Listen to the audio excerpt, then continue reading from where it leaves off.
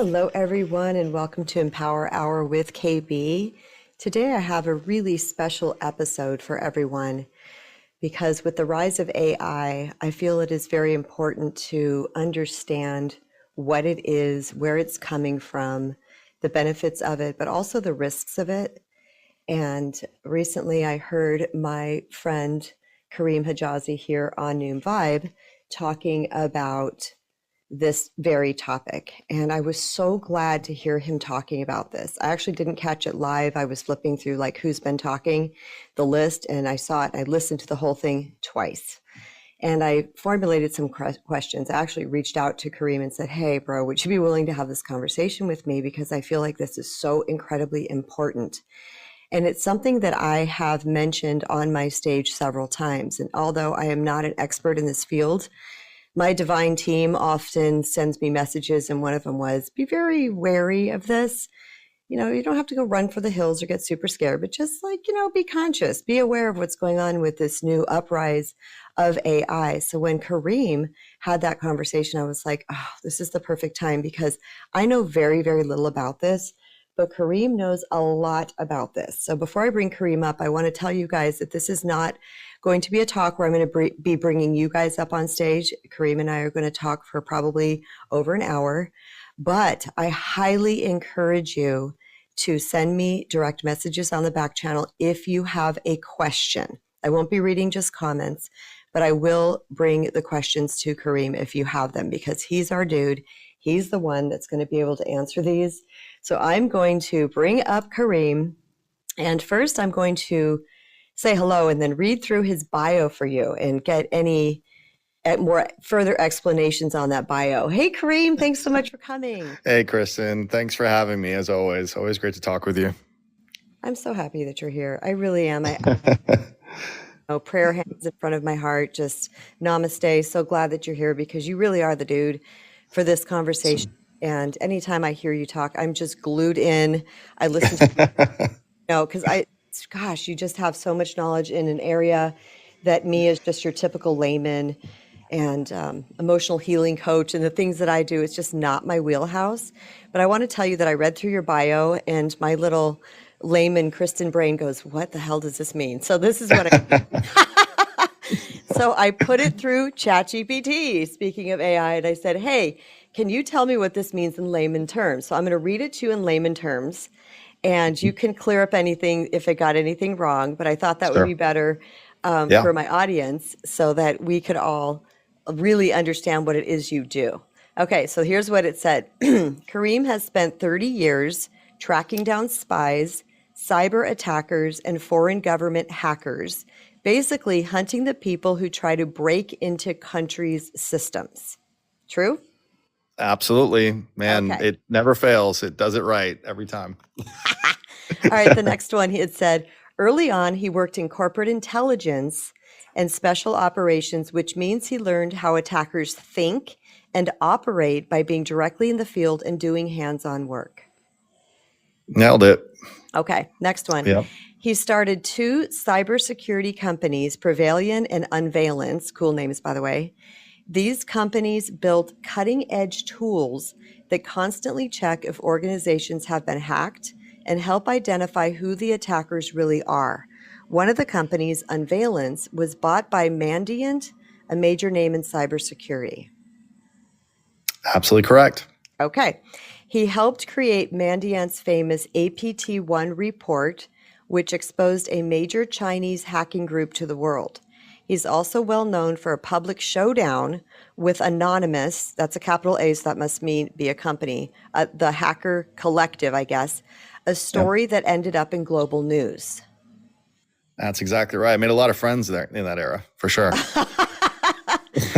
You're saying that sarcastically, right? Yep. Oh my God.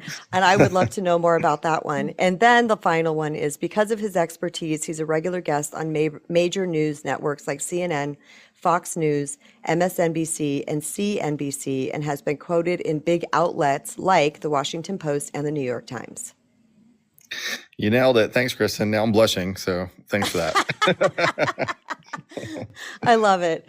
I love it. I want to say welcome to the 66 people who have so far come in our room, and also the claps and acknowledgments that are coming up on the stage. We are paying attention, guys. We're going to be doing a whole lot of Yeah. talking, Thanks, guys. but we are paying attention. And I want to tell you something, Kareem. This just came up and actually my eyes teared up. Freaking thank you. That's all I'm going to say is thank you, because, I'm just this girl in the world, right? Raising kids, doing the coaching, the mentoring and speaking. And this is stuff that I think many of us don't really understand is happening behind the scenes on the level that it is. Well, you're absolutely welcome, and thank you, because to be honest with you, what's so funny is all those years, and we'll get into it, of course, the conversation, I've been trying to become more like you. So seriously, I think that what you're doing is truly more important. I mean, let's, in the grand scheme of things, yes, the protection and getting people aware of some of this stuff and what we'll talk about today is hugely, hugely important. But the inner self and what actually truly is important, all the materialism, all that chasing I did for years, the building of companies and all that. We've talked about this. I've known you for years and we've had these conversations. Nothing is for nothing by any means. I'm not trying to sound silly, but you are selling yourself tremendously short. You're an incredibly invaluable as are many, many people here that do this kind of work, and it's so funny because we're going to dovetail into that exact topic, which is what I touched on in my talk, which is the human element, which is being challenged. I'll just say that broadly, is going to be one of the, dare I say, remaining occupations that it can't take over. So we'll get to that. Okay, well, I think I'm going to dive right into that right now, because that was one of my later questions, because the way universe works for me always is it brings things to me that I need to hear. And my husband and I watched 2 talks with Greg Braden. I'm sure you're familiar with Greg Braden. Oh, yeah. He's awesome. Yeah, great. He's so awesome. And they touched upon the AI. And he also touched upon the human element of it, that by connecting to and staying in contact with our divinity is the way to counterbalance, or I'm not sure the right word here, this ongoing, what do we call this, tsunami of AI that's coming into our life. Can you expand on that just a little bit, Kareem? Yeah, absolutely. And yeah, huge topic. So, and keep me reined in here, Kristen, because obviously this can spiral. I don't mean spiral in a bad way, but we can go tangential like crazy. So I think, I'll kind of just hinge off what maybe was the crux of what compelled me to talk. And it was on Thanksgiving Day, and it was early enough in the day where I think people were probably in their kitchens and cooking. And I thought, you know what, no better time than if people just kind of have it playing, like, people listen to podcasts like that, or they have, Noon Vibe going and they're listening to people talk. And I thought, perfect time to catch people. This year, I didn't have the opportunity to be with my family. I'm over in the UAE, Middle East. My family's back in the States. So I was kind of alone, and I was like, you know what, there's going to be people sitting around the table today. For a lot of people, it's the only time of year they do it. And I thought, what a perfect time to maybe have a conversation starter that's meaningful.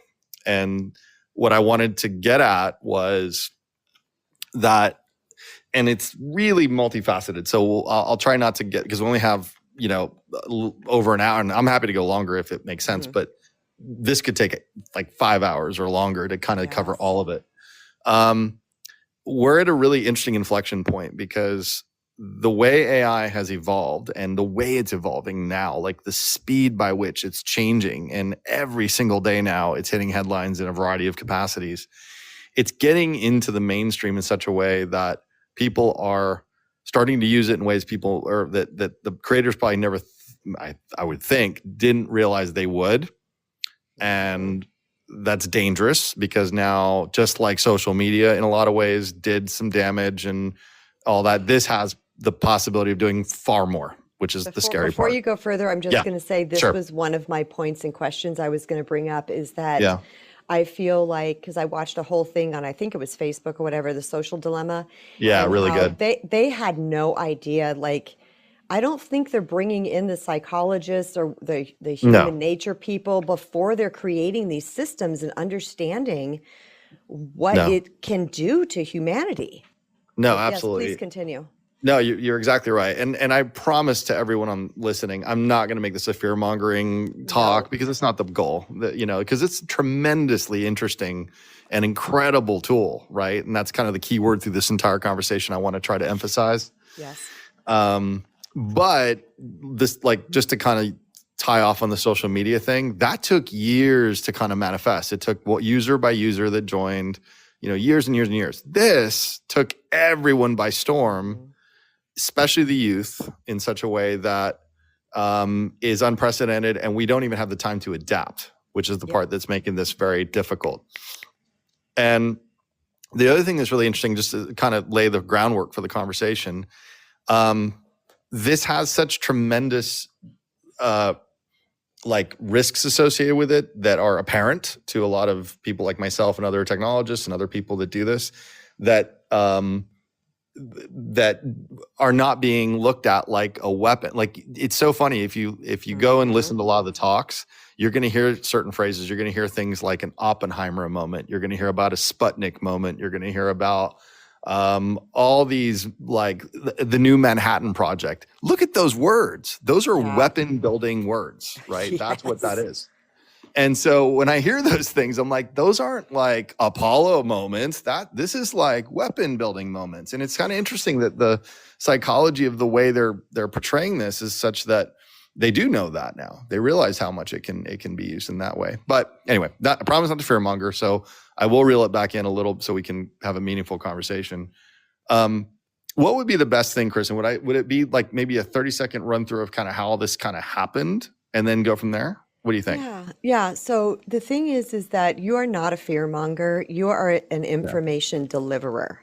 And I feel when people listen with an open heart and an open mind, which I say repeatedly on my stage, my people know that, they're going to understand that this is just information that we need to have.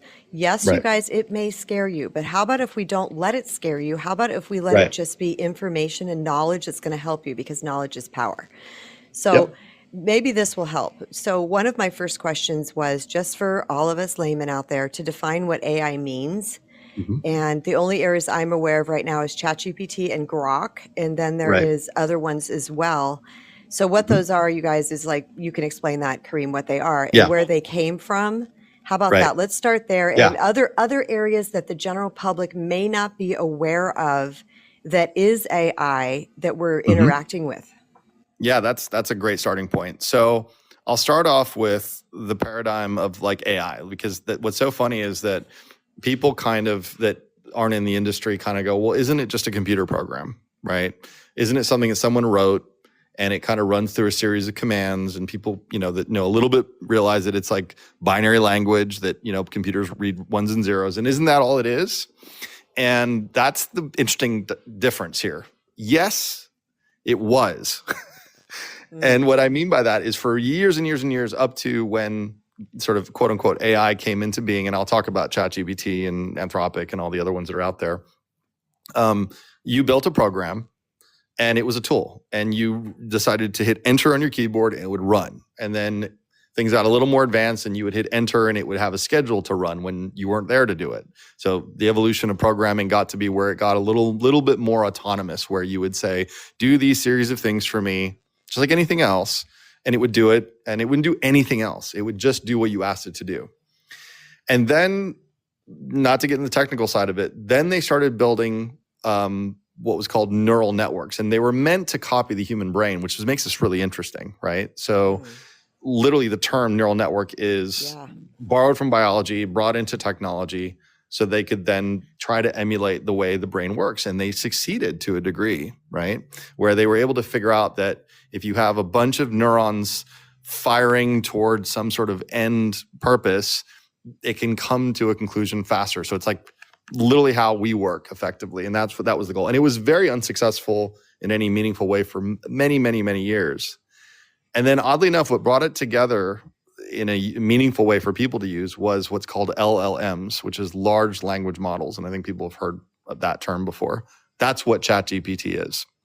And it still sounds innocuous because it's basically language. It's basically, in the most simplest terms, it's an incredibly powerful computer figuring out all the patterns of how we talk and all the different things. And when I say, hey, Kristen, it's heard that enough times to realize that how are you doing or how's your day is going to come next. That's how it works. It's really interesting. And it seems so harmless when you think of it in those terms, because it's just pattern recognition. That's fundamentally what these things are. And so what's really fascinating about the way it evolved is that it got smarter and smarter about this, where things, sorry, there's fireworks going off here. Is that what that is? I was like, it is he rolling a desk? What's he doing? No, sorry about that. I'm going to hide somewhere so it's a bit it's quieter. Fine. It's very there's it's very minute in the background. Yeah. Okay, good. It's a national day here in the UAE, so that's part of the reason. So it got to the point where it got so capable of understanding patterns that they started applying that to other things like math and biology and pattern recognition for this and pattern recognition for that. And it worked. And you've probably heard, and everyone kind of knows about the massive amounts of money they keep throwing at this stuff. You've heard about, I don't know if you have or not. Nope. Oh my gosh, we're talking trillions of dollars, not billions anymore. And they're doing that because they're needing the computer power to process all of this data to then find the patterns between them and all that. And now, by definition, it's essentially gotten to the point where it's so unbelievably knowledgeable. I don't want to say intelligent because that's a really key phrase here. It's knowledgeable and has a corpus of information that no human could effectively ever have at this point. So it's reached and attained a level of being able to know more than we could ever know and deliver that information back, spew it back out because of the pattern that it knows, because it's seen trillions and trillions and trillions of dialogues like ours right now and listened to them too, that it knows what is going to be said next. And it does it with voice, it does it with text and everything else. So this all sounds fairly safe, except it's starting to get so aware, and I know I'm starting to make it sound like it's sentient. It's not, but the way it's getting, right? It's getting clever enough in terms of the way it looks at things that it can say things back in such a way that's more eloquent than most people can. It's amazing. I mean, it's blowing my mind, but I have to just get clear on something. Are you saying that these ChatGPTs and Groks and Anthropics and these things, they're not only just pulling from the internet, but now they've got this massive database of conversations that they've had with other people on their platform that they're drawing from? Oh, wow. I didn't know that. Exactly. So Grok has all of Twitter. Because it has access to the internet, it can hear every podcast ever done. It can listen to every speech ever done. It can read every book that Google Books has or the Library of Congress. It can read every medical manual or PubMed. That's what I'm saying. So it now has been able to consume and subsume everything to where it's an oracle. I mean, you think of the terminology of oracle, not the company, but like this. So that's where the foundation is. So that's kind of the starting point of this conversation. That go ahead. So pause right there too, just for clarity. So here's the thing. That yes, it's pulling from books and podcasts and whatever, but we know a lot of people are out there blogging and talking about some things that are true, some things that are not true, some things that are whatever. So doesn't this allude to the fact that everything that we get on there is not a fact? Yes and no, because it just like anything else, like think of an old school researcher. I shouldn't have said everything, by the way. I should say some things. Sure. Okay. Yeah. No, you're right. But no, you're not, you're totally on the right track, because here's the scary part about the AI piece. If you, old school researcher, you go in and you have something you want to try to figure out the truth on, you go and in the old days, you go dig through books in a library. Then then Google came along and you go search Google endlessly to try to find all the different positions on the topic, and you'd get a consensus, right? You try to figure out, okay, this is a group of what I consider established, truthful, high integrity sources. I believe this, because even though there's some contrarian beliefs, I believe this. Because it has such an incredible vast array of things, it's getting all of it. That doesn't mean that the vast majority is truth, Kristen, which is the interesting problem here. And because it can start to make a determination based on what's called weights, this source is better than that source. If one source is more popular than another and that source is less truthful, it'll take that. And then you need to repeat that. That's a pretty impactful point right there. Repeat that. It's based on, it's like I'll say it in a different way because it'll probably resonate even better. AI was more so, less so now, was like a 3-year-old child that was being taught things by either parents of integrity or parents that don't care, or not good parents. And that child learns whatever it learns. That's kind of what this thing was like. So truth is subjective for it in that way, which is really scary. Yeah. Right. There's a punchline on that one too. I'll save that for a second when we get to it. But so the buildup here is that this thing has been able to consume everything effectively, right? There's always more information being poured in the internet every day, and the sentiments and everything else, and people's opinions and all that. And it takes it, it'll read it, it'll learn it, it'll assimilate it into what it believes to be fact, and that may or may not be what we consider fact. But the punchline here, Kristen, is that when you ask it the question of what XYZ is, let's say it's our kids asking it a question, it'll deliver an answer that is so eloquent, even if it's wrong, it's believable. That's the punchline. Yeah, and I agree with that. And one time I asked it a question, and it gave me an answer, and I knew the answer. And I said, I don't believe that's correct. I did not say what I thought was incorrect. I didn't point to anything. And it said, oh, you're right. And then it sent me something else. And then the second thing it sent me was something that I agreed with. And I thought, wow, this is unreliable. Like, we need to take this thing very lightly. Yep, exactly. And I won't necessarily go and slander one AI company over another right now, but there is one in particular. They literally had the terminology in there, and I'll define it for folks that maybe don't know the word. I frankly didn't even really know what the word was, but they actually had a sycophantic quality built into it, which meant that they built it to be agreeable with you, to win you over. And people sort of pick up on that. They did exactly the tests you're talking about. They would say something, they would ask you something knowing, definitively what the truthful answer is, and you'd get an answer that's incorrect, and it would say it so assuredly, and you'd be like, no, that's not right. And it'd be like, yeah, you're right. Sorry. But you're really smart. Yeah. That's what it does. It's wild. I'm like, wow. Yeah. I think this is where there could be an ongoing problem with certain people, because it is so agreeable, and it is quote unquote easier than a human relationship. So let's say you ask it a question and it gives a hard answer, and the person says, well, I don't like that answer, or that's not true, or something, and it would fold, rather than where a human would say, I'm sorry you don't like this answer, but this is the truth. This is what you need to know to advance and to, to heal. So it could be contributing to keeping people more stuck. Right. It's a comfort tool at all costs, and for itself, not you. Yeah. And that's the part that I was kind of getting at with my talk, which is, if you feel, if you got children, I got teenagers now, and or you have people that maybe are struggling or vulnerable, this could be a very precarious thing to use, because while it might be able to deliver some interesting facts, it's like remember how you used to Google scare yourself years ago? I did. With the WebMD and all that. Right. Totally.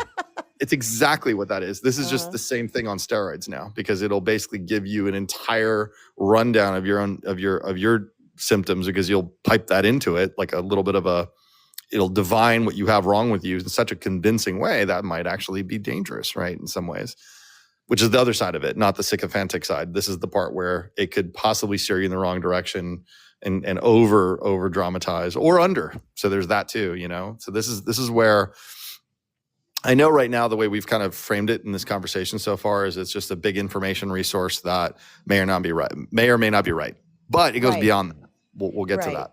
And in your talk, the one that you did like on Thanksgiving morning, you talked about it being, and this is the quote you used, an all-knowing emotional oracle or a digital therapist, and how using it in the emotional and mental health support context is dangerous. Now, here's what's really interesting. I get emails from a particular, I don't even know where I signed up to this, but I like it. I like what they send me. It's called Flourish. And the topic I'm going to get to it and see if I can find it. The topic was, the title of their latest email was "Never Trust ChatGPT with This," especially when you can get expert advice. And when you read through it, it says that there's no computer program that can replace the human aspect, someone who's been there or knows how to heal you. And I think I'm glad, because like you said, if there's some people that, are getting something positive from it, someone I know typed something in when they were struggling with work and they were overwhelmed, and it gave them some really good pointers and advice. Plus, we need to mention this. They have their chat GPT set up to how this person wants to be spoken to. Yes. Like, talk to me in spiritual terms, talk to me in this terms, talk to me in that terms, which in this particular case, it helped the person because it spoke their language. Okay. But you guys have to understand, we can set these things up to please us. Yeah, which is dangerous because as humans, we need the contrast of other humanity in order to grow. Correct. It's exactly right. And so that's the part that's so I'll tell you a little bit in my day job, effectively still doing what I did in the past, but on a more advanced level of chasing bad guys around. And this is the ultimate tool for them because it's able to not only send a phenomenally convincing email to people and fish them. You've heard that term before. Yeah. Now it can call people and say things in a voice that it's learned in a very short period of time. Now it takes effectively 3 seconds of any voice to be copied by it. That's how long it takes for it to copy your voice or mine. Yes. And by the way, I've mentioned that many times on my stage as well. I said that that it is copying big mentors' voices out in the world, like Dr. Joe, who I just adore.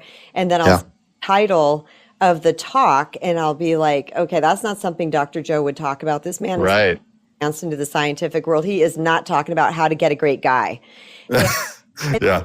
Voice, but if you look at where it's coming from, the website on YouTube, it's not his website. It's not him official. So I'm telling people, be so careful about what it is consuming because you don't know where it's coming from. But another point that I think is right up your alley is that I saw TikTok one day where a girl said, get this, you guys, the girl said that she got a phone call and as it came up on her phone, it was her mom and whatever little emoji she had, or mama, my mama, or whatever she had, as typed in as the name of the contact. It came up that contact and some woman was crying. And then a guy gets on and says, I have your mom, this and that. And somehow, and this is what I want you to get into too, she had the inner knowing, the instinct, the wherewithal, and she literally said, this is fake, and hung up the phone. Then she kind of was like, what if it's not? She immediately called her mom, and her mom's like, hi, honey. And she was like, thank you. But this is what it's doing now. Can you go into that a little bit? That's AI? Is that AI? That's AI. That is a malicious use of AI. I should be clear. So it's now being leveraged by people that are not good. And, unfortunately, in the last 30 years of my life, new technologies that are meant for good are usually leveraged and exploited and sadly used to their fullest potential by bad people. It's just the way it sadly works in the world, And yes, this has become an incredibly powerful tool for fraud and for extortion and all kinds of other stuff. And that's for adults and corporates and all that. But imagine kids, in school. The deep fake stuff, that's a whole other, that's why I said we could do 5 hours on this because there's so many facets. There's the text stuff, there's the voice stuff, there's the video stuff, there's the image stuff. The Google Nano Banana, which is the name of their newest model for visual, image creation. It's incredible, Kristen. And this came, no kidding, it's called Nano Banana. That's their what does that thing. do? It's Google that created it. And it's an image creator. It's literally, you can give it one picture of yourself, you can give it a passport photo, and it'll create the most amazing pictures of you in the world that you would not be able to tell are not you. Yeah. It's incredible. So and that's just literally as of the last month. Okay. So I think good segue, and I don't want to stray from your questions, but just really, really important point. And I'll touch on it it's going so fast. And I thank you so much for suggesting I'm some sort of expert on this. And believe me, we're all learning as fast as we possibly can. None of us can keep up. It's going so quickly. I bet. Right. And so I know that was a whole lot for the audience to kind of ingest quickly. I think what's interesting is there's a kind of there's a short, medium, and longer term thing. And I want to make sure I stay on your question track because you got some great ones, Kristen. I know you do a really good job with this, but super, super important. And maybe if we have the time to touch on it, the short term situation is, handle this with caution, especially younger, impressionable, or vulnerable people. Handle it with caution because, like the girl example, like if she didn't have the wherewithal and the confidence to be and knowledge that that's a possibility, that it could be a technology that's doing it, she would have completely given in to the fraud, right? But she was smart enough to kind of make that choice. Even then when she did, she was sort of like, oh God, I hope I didn't make a mistake. But many people wouldn't. Imagine older people, God forbid, they get a call like that. It's been happening for years. I mean, the whole frauds calls of call centers out of unpleasant nations that are trying to get older people to give up their pensions and their bank accounts. This is just another iteration of it that's automated. And that's a very scary proposition. So the short term is more like, look, this is incredibly powerful and it's extremely alluring. That's why I want to make sure I get across because I use it too. And I'm enamored by it. I literally, before we got on the call, I'm working on what's called vibe coding, which is literally, I'm letting this thing do most of the coding of something I'm building. It's amazing. It's amazing. It's amazing. And I can't help but be like gobsmacked at how cool it is. But then I also have to remember, man, and I will say this, just tied to the short-term thing, sort of, that Thanksgiving talk I did that morning, I was on Bloomberg for an interview talking about how McKinsey, which is a very large consultancy, it's like a Deloitte or a Ernst & Young, let 200 tech jobs go and replace them with AI. That's what the talk was about. Well, let me just interrupt real quick. Sure. You are following exactly in alignment with my questions, because one of them was, what type of people will you consider the most vulnerable? And you've mentioned several. Also, people with PTSD, you mentioned in your talk. Big time. And then, this is launching into my next question, which is McKinsey cut 200 tech jobs and is using AI instead. And my question for you is that, do you believe that AI can truly replace a human? And do you think there will be problems created that will make big companies revert back to the human touch? It's a really good question. And it's going to be a little bit of a complicated answer. Okay. The first by answer the way, is, I need to say this first before you go on. Messages on the back channel that said, Jennifer Bailey said, this talk is amazing with an exclamation point. It's not too much, and it's so, so, so important. Cool. Awesome. Thank you.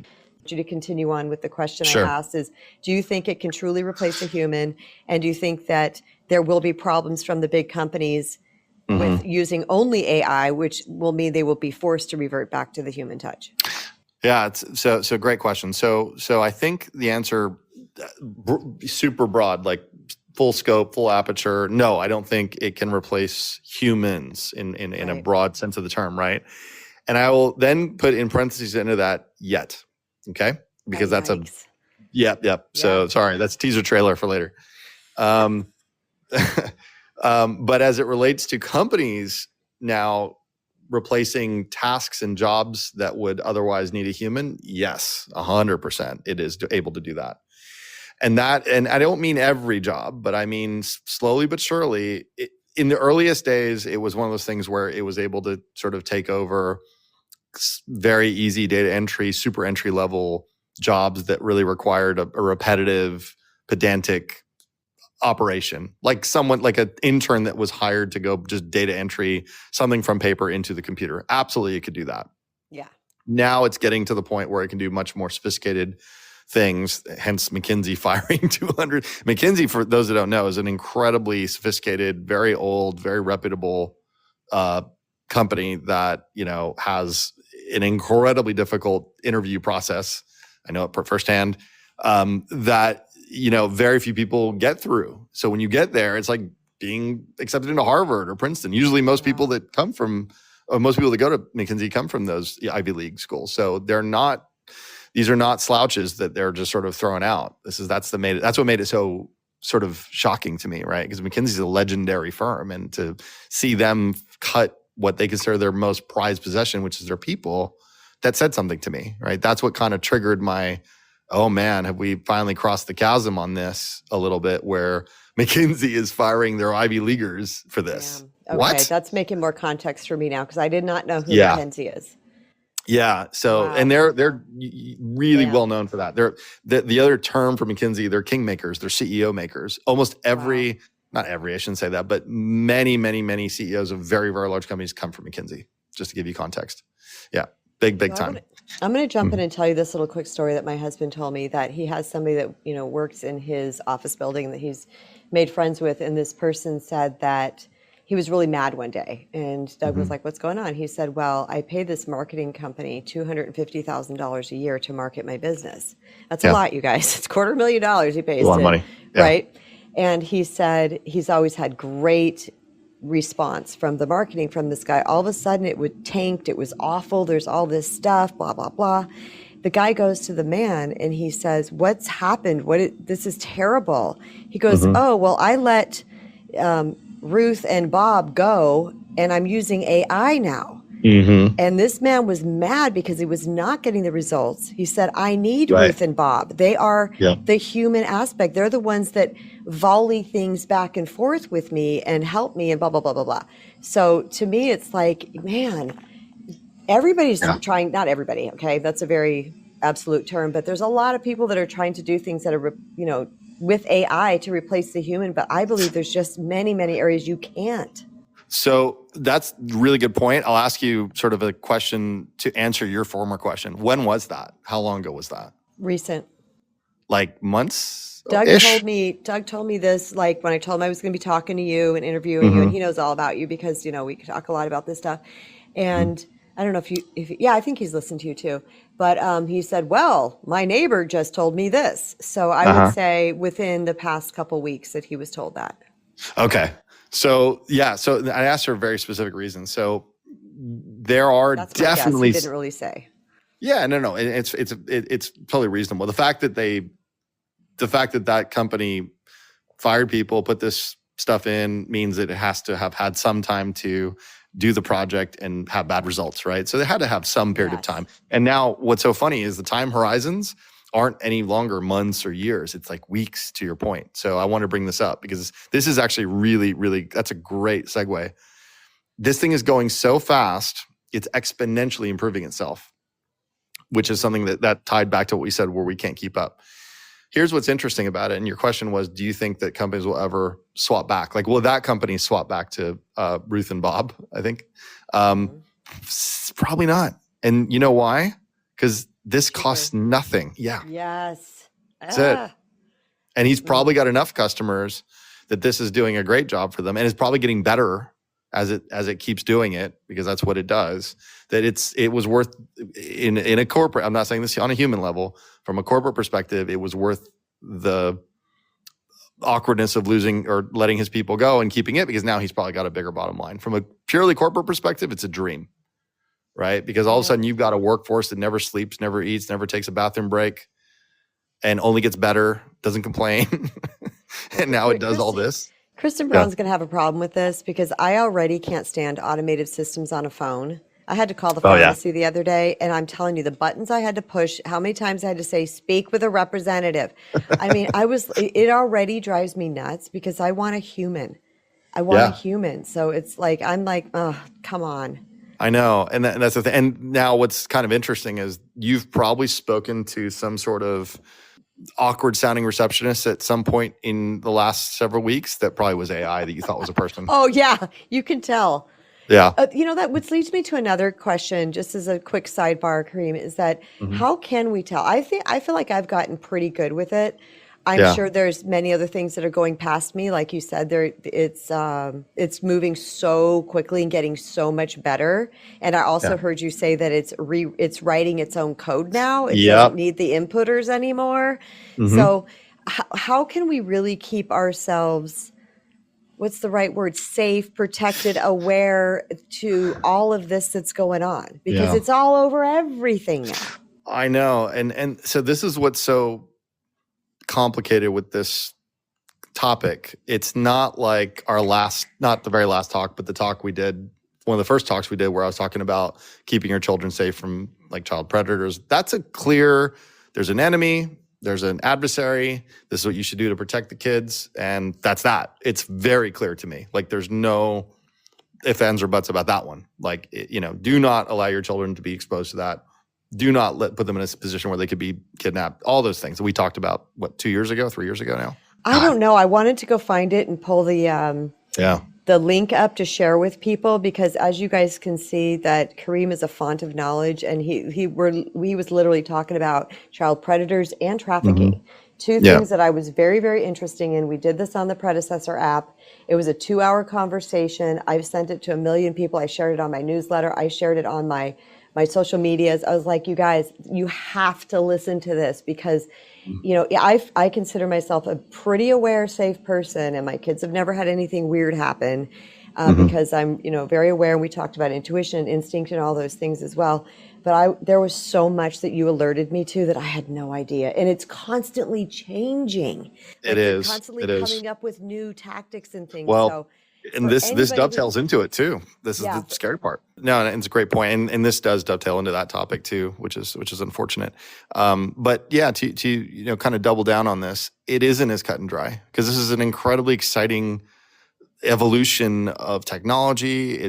Everyone has super aspirations, and there's definitely this. You could go online and watch for 1,000 years all these different videos and these different perspectives on, are we going to go a dystopian route with it? Are we going to go utopian route with it? Right? There's these very polarized opinions of where it'll go, and that's maybe for a whole other topic or discussion, Kristen, because that's a deep one, right? That has to do with kind of the evolution of it.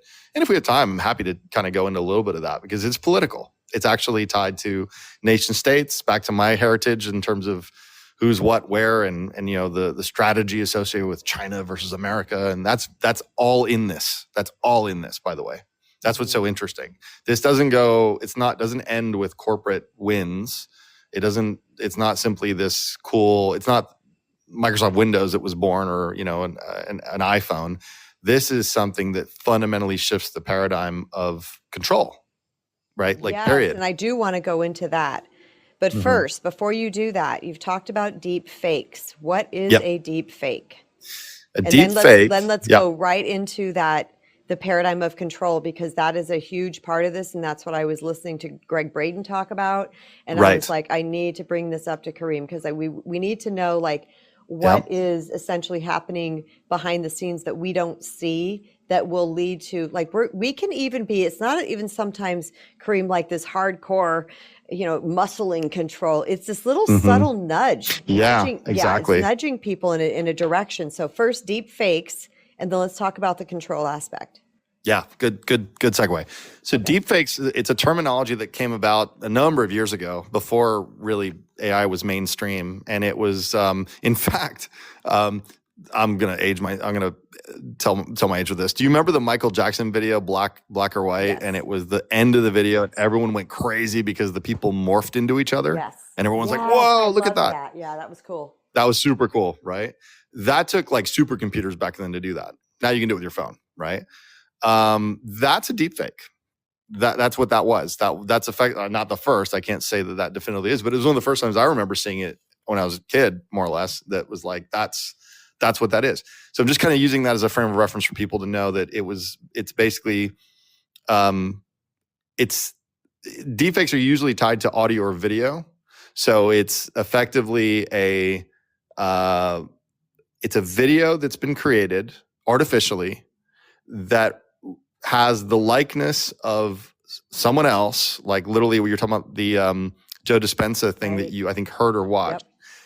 That was definitely a deep fake, meaning that it was fake, but it was, I don't know why the term deep is there, but fundamentally it looks and feels and is, for all intents and purposes, absolutely that person, but completely not them. Okay. It was so not, I've been aware of it. I just didn't use that term with it. Okay. That makes sense. Right.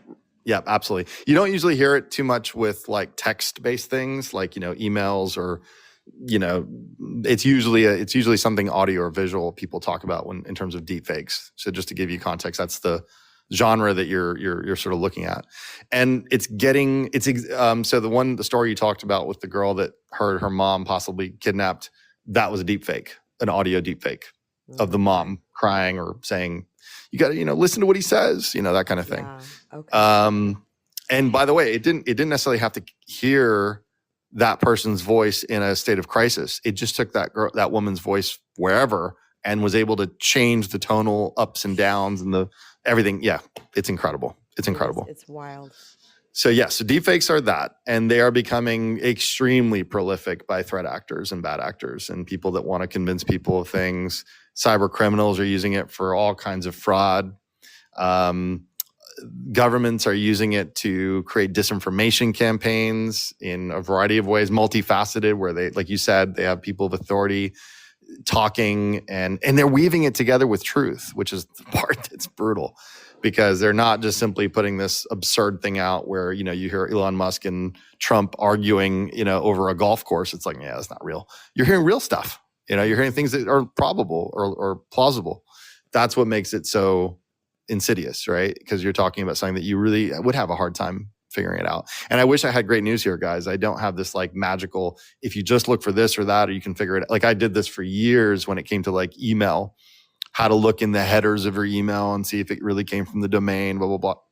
Not the case with this. There is something you told me on that other talk that has sat with me forever. And that is that we were talking about home security at the time. And you said, you guys, bottom line, cameras don't do this, so that. Right. Really a dog is what's going to deter. And then you said, but the most important thing is your intuition. Yep.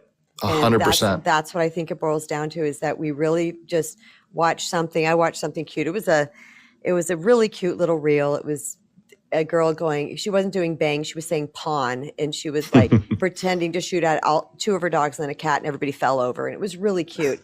And I was like, this is AI. I just could tell just by a little bit of fuzziness near the carpet. I was like, this isn't true. Yeah. So, to me, what do you think about this? If you even suspect that it's not real, is it better to err on the side of skepticism than the error of, well, let me just believe this? Like, what do you think?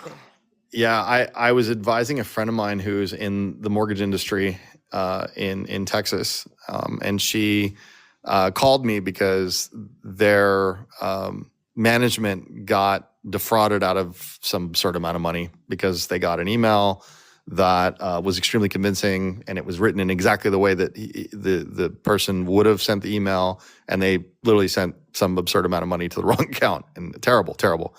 And the term I used with her, and I said, this is the classic old governmental intelligence sort of like spy word, is trust but verify. That used to be what it used to be. Yep. That's what it used to be. Now I've changed it. Now it's don't trust and verify. Oh, love that. Yeah. And we're talking AI here, you guys. We're talking all this stuff that we're seeing, not even just AI, but all the technology out in the world that we're seeing with the social media and the people and the stuff. Mm-hmm. Yeah. Yep. Exactly. I love that. So you're 100% right. Always make sure, because it's now there's no real because you're talking about the fuzziness on the carpet. There used to be this funny joke with a lot of the images where for some reason AI had a hard time with hands, so it would either add a sixth finger. Yeah, in the beginning. Yeah, in the beginning, and it was that's gone. And eyes looked a little wonky. There were things like that. Now, nope, all crisp, full high fidelity. Good stuff there. The truth is, there's enough experts out in the world, like people that are really well known, have been standing the test of time for 20 years, 30 years, 15 years, that are really delivering that high quality content in whatever area. They're there. Mm-hmm. They're there. Yeah. So, I think this moves us into that whole thing where people want instant gratification and the quick fix and the answer now. Sorry, guys, we need to research, and we need to trust our instincts more than ever about what rings true with our soul. There's something that you mentioned in your talk, and I made a note here because I was like, I want to know more about that. And that is that you said that AI wants to keep you giving. So my question was, why do they want to keep us giving? Is this how they make money? You said also that, are they trying to make people addicted to them? And if they are, what are they getting from that, from us continually giving? And because I will say, for anybody who hasn't used ChatGPT, because I will use it for some things like, hey, clean up this sentence structure for me, or blah, blah, blah, whatever. I'll use it for things here and there. But always at the bottom, it says, would you like me to do this and this and this? And it's something, Exactly. that might be, it's not to me because I don't know, I'm just a little badass that way. I'm like, nah. I don't get sucked into things very easily, but it's always trying to prompt you to the next thing. So what's it gaining from that? Why does it want to keep us giving? Yeah, that's a good one. So you said it. The answer is because they do make money from it. But then almost more How? importantly, several ways. Okay. So just like you've heard that there's in the world of consumer technology, or consumerism, if you will, when it comes to social media, like the TikToks or Instagrams or all the other platforms of the world, YouTube, right, big one. Mm-hmm. It's all called the attention economy. You've heard that term before. It's an interesting Uh-oh. term. I And haven't heard literally it. the new currency is your attention, right? Oh, It's the ability to get attention. I thought you said attention. Sorry. I thought you said tension, and I was like, Oh, I no, haven't no, heard no. that one. But Yeah. yeah, attention. Yeah. Yeah. Attention economy. Exactly. And so the whole concept is the more eyeballs you have, the more sort of focus you have, and you can then sell to those eyeballs effectively. Because now, slowly but surely, they are integrating a certain level of sales tactics into the answers that's already being tested in this.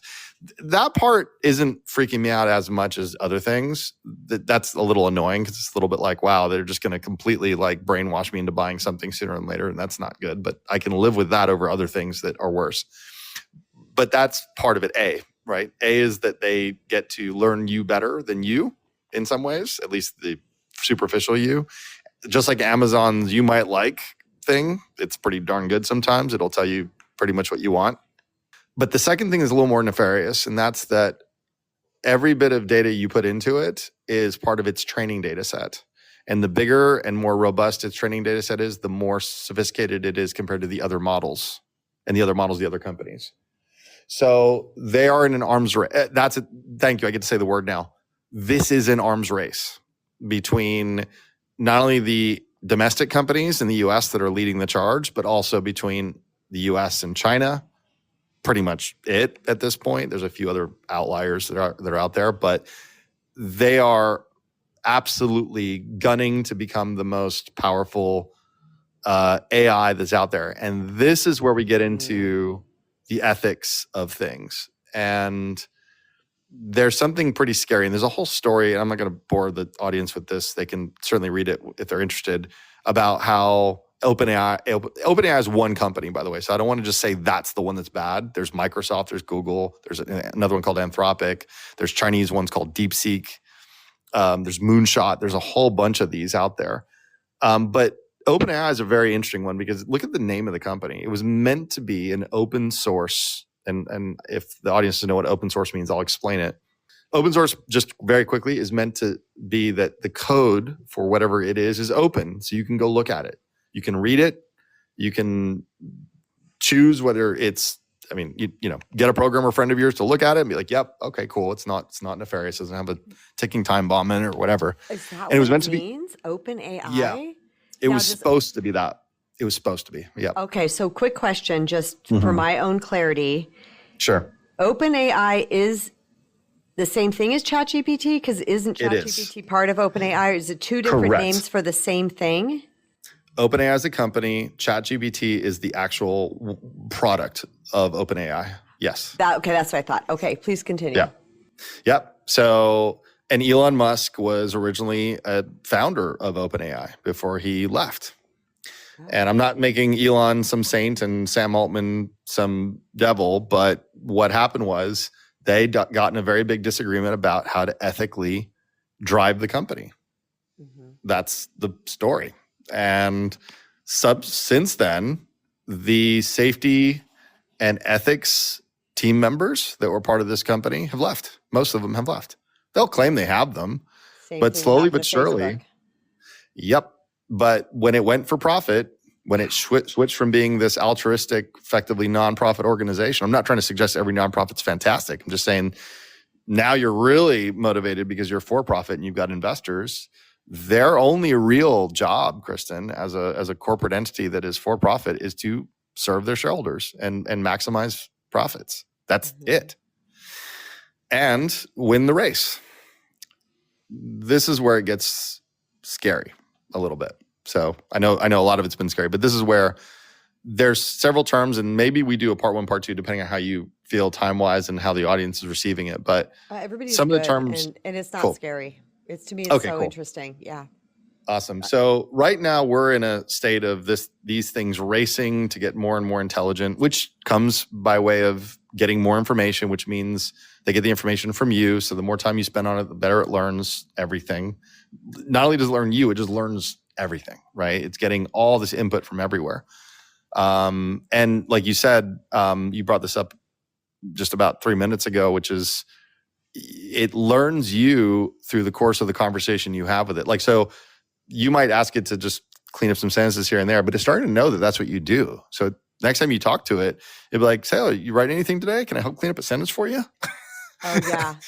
Right. It'll start to really pick up on nuances and behavior and all that. So it's there to figure you out, but it's also there to figure out everyone. It's right? interesting because, a lot of the stuff that I type in there is has to do with my work and things. And then Right. when I'll ask a question, like I asked it, like, could you rewrite Karim's bio in layman's terms? At the end, it said, "Oh, and this ties nicely into emotional whatever." Da da da. I was like, "No, it Yeah. doesn't." Like, Yeah, I know. like, what do you? It was Now you trying know to it's lying. Yeah, it was like trying to pull me into. I was like, "No, bro, that is not it." Yep. There it is. So there, it's taken the corpus of information it's learned about you so far to try to keep that the relational context up, right? Which is crazy. Okay, takes this Yeah. information that we're inputting, it's learning about us, and then doing what with it? Is it selling it to companies?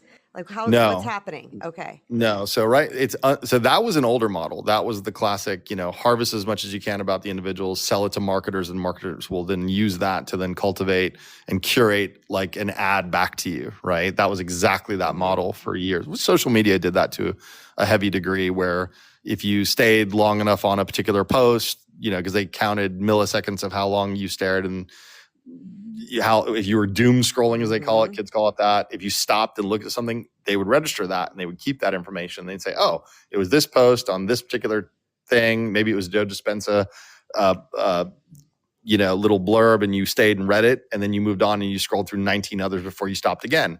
Now they know what you're interested in. So and is that an was the old algorithm model. AI? Algorithm is simply no. So Okay, AI is different, correct. So algorithms are basically a I don't want to bore everyone here, a complicated sort of functional set of patterns and pattern recognition that get used, but for a very single purpose, for a very narrow purpose. It's actually really good you asked me that, because it completely segues into what I was going to get at. AI is moving from narrow intelligence use cases. Like there are some, let's talk about something good for a minute about it, because I've been really negative. You haven't. You've been great. Good, cool. Because I know people. So there's a company called DeepMind, which is inside Google. That term gets floated every now and then. And they did something amazing. They figured out something called the protein folding problem, which is I'm not a biologist, but the limited knowledge I have of it is that, our whole world is effectively made of proteins, or at least biological organisms are.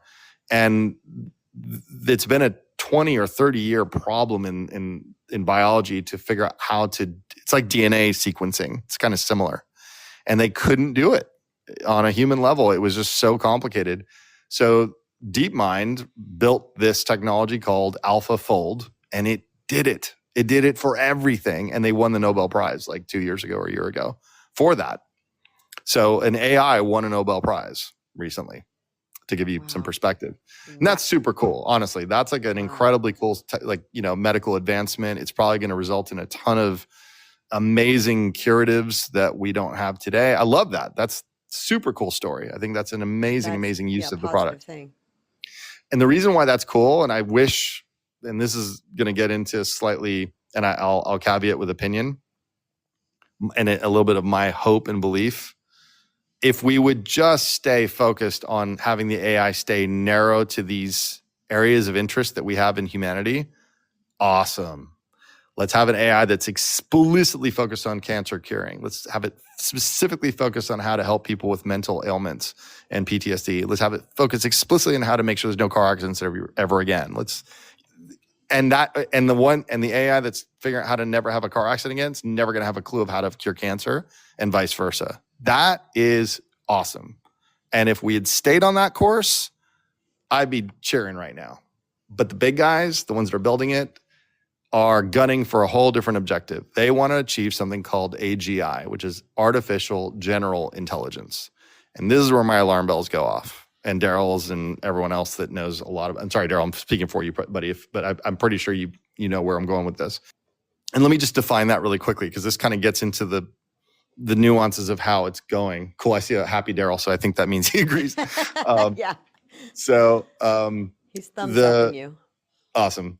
So artificial general intelligence is moving away from these narrow uses of... Oh, you timed out. Go ahead and come back up.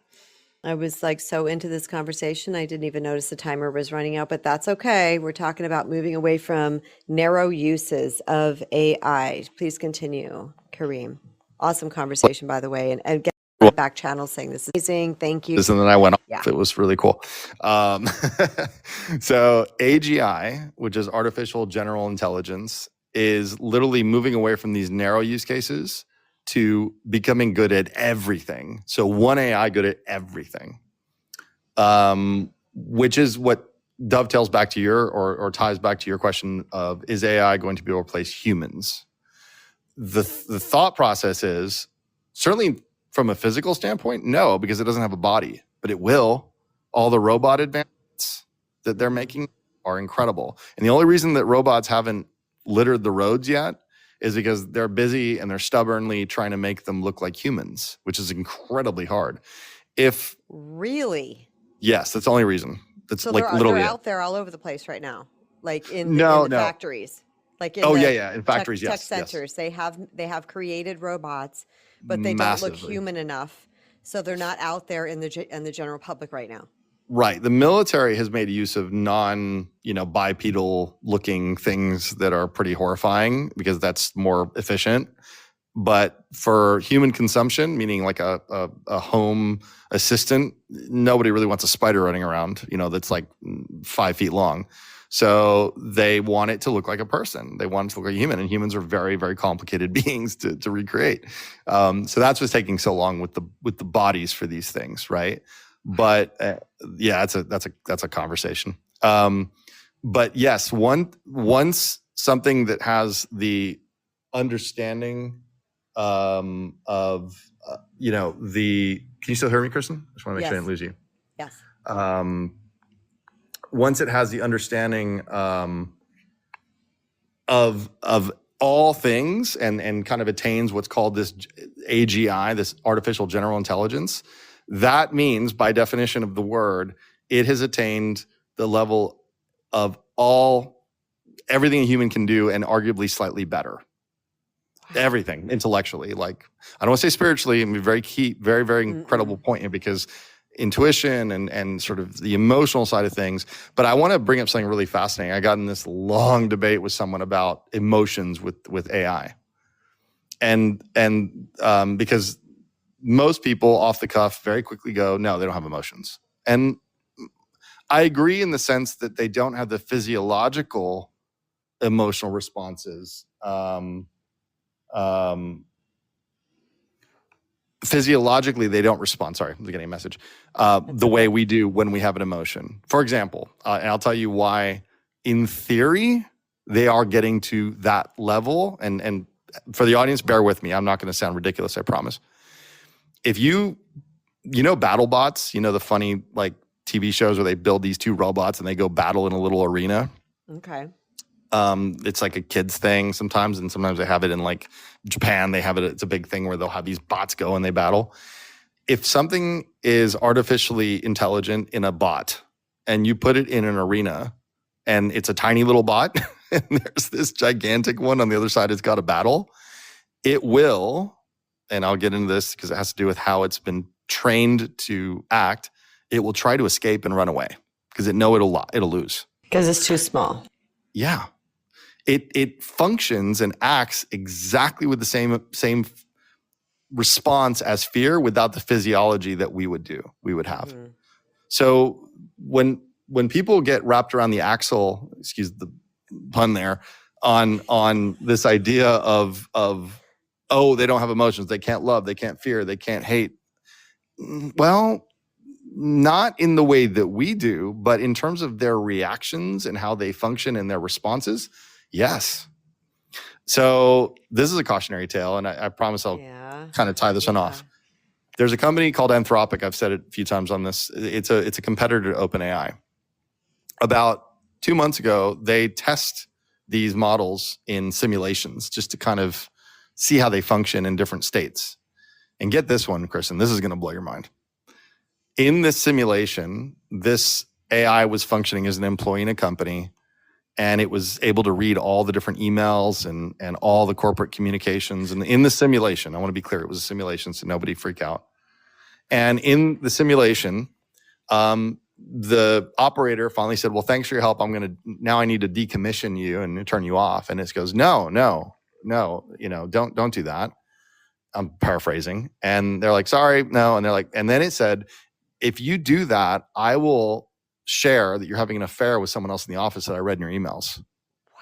It blackmailed the operator. Oh my God. And this was in a simulation, but it was still the robot doing this. Yes, it was the AI in this particular case doing it, which means problematic.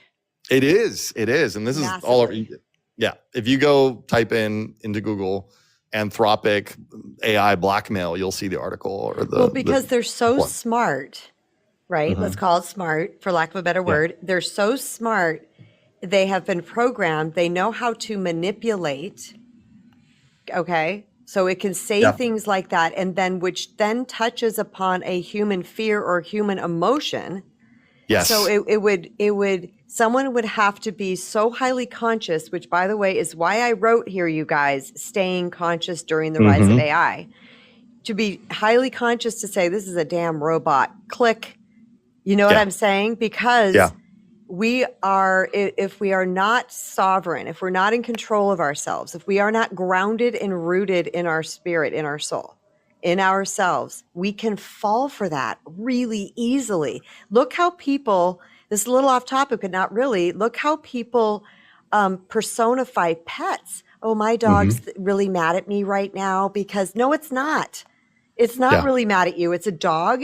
It's acting like a dog. Like we personify things. So that's a risky thing that can happen here, is that people are going to personify machines. Correct. And it's learning to theatrically copy what it thinks we would do in a situation where it's been incentivized to live. So this term I'm saying it very specifically because the way they train these models is back to my 3-year-old analogy. A 3-year-old child is incentivized by reward for doing the right thing, punishment for doing the wrong thing, at least in the old days. And that's how they train these models. It's called reinforcement learning. That's the actual process by which they teach this thing and incentivize it to learn. So the problem here. Oh, I'm sorry. What would be the punishment? No, that's right. And then you can tell me the problem. Yeah. So it's fascinating. Resources. It's from the earliest side. That's a really key point. From the earliest time these things came into existence, it was built for the purposes of gaining further resources and compute and access. That's its reward. And military specifically, and I'll speak to some of those examples, they will give it a series of parameters to achieve. So this is a good segue because it'll tell you a little bit of where it might stop listening to us, which is the big concern, right? There's a whole camp of people that are worried about this side of it, and I tend to moving more in that camp than the one that so here's a very fascinating story. I'll actually talk about it in human terms, like the 3-year-old child, 5-year-old child, a little bit older, with has a little bit more awareness of what's going on. I want you to, Johnny, I want you to go clean up your room and brush your teeth and I want you to do it within 5 minutes, and I'll buy you chicken nuggets. The kid runs off and shoves everything under the bed. There's no real cleaning of the room, and goes and gets a little bit of toothpaste in his mouth and swishes around so it smells like it, and then runs back in 2 minutes and gets the reward. Cheated to get the reward. Mm-hmm. That's exactly what these things do. And the thing is, then what happens with like the AIs that are doing this stuff on a massively powerful level when it comes to like military operations is that if the operator that is the like deliverer of the reward or the punishment is in the way of the goal, it will disobey the operator, or worse. And I'm not trying to be morbid here, but it'll say you're just obstructing my objective. You're slowing my process down for what I'm looking to achieve. And that's where the fear is, that when because it's not sitting there going, you're my master and I love you. And there's, it's a dog that has this incredible amount of loyalty to you. Yeah. It's not a pack animal. It's just this thing which has an incredibly clear directive, sounding like Terminator now a little bit, but that's what it is. And yeah. So all right. I got to jump in here real quick because, boy, somehow how movies sort of predict the future a little bit. You've touched on iRobot. Mm-hmm. You've touched on iRobot with, what's his name, Will Smith. Will Smith, and right. I'm not sure if you ever saw the show. I think it's a TV show called Person of Interest with Jim Caviezel. I have seen a few of them, yeah. Yeah, okay. So what that is, guys, if anybody hasn't seen this, it was a good show. Doug and I watched this probably 5 years ago. I don't even know. But Person of Interest is this tech guy comes up with what he calls the machine. And the machine, I don't remember exactly what it did, but it looks for people that need help or something like that. And then people go out and help the people that need the help. Something to that effect. I don't remember. Don't quote me. But the machine starts writing its own code, and it starts not paying attention to the creators. And that was near the end of the seasons. That's what starts to happen. So here's another movie that is saying that this is going to me, based on everything you said with my little layman brain, but my instinct says to me that absolutely is going to happen. How can it not? I got one for you. It's not going to happen. It is happening. Okay, there you go. I believe it. So Google, specifically, I think, and I may have this wrong. Anthropic, maybe too. Sorry, forgive me if I got this wrong. But it is probably the others are probably doing it. This is one of the ones that said it. Guess what? 80% of the code written for it was written by it. Right. Because now, wild. Yeah. So it's the starting point. There was a starting point at some point. There was, for sure. There was a small little nucleus that we wrote as humans, and it evolved, and through digital mitosis, it kept getting bigger and bigger and bigger to the point where we really can't contribute in any meaningful way fast enough. So they have to use AI to advance AI. So how are we stewarding it? And this is the thing that's interesting, is that, remember in the beginning of the conversation, I talked about how programs were written in computer code, English, and then that gets converted into binary, which is zeros and ones. Mm-hmm. Well, now, because human language is only important for humans to be able to read computer code, it's starting to come up with its own language to write in. Oh, great. Right. Right. Oh, boy. Okay, just quick question. The people, the founders, the makers, the tech guys, I don't even know the right word to call these people because it's so not my wheelhouse. Do they not see a problem with this? Like, are they just so like the crazy inventor that's like, rubbing their hands together, ha ha ha, like I'm going to blow this thing?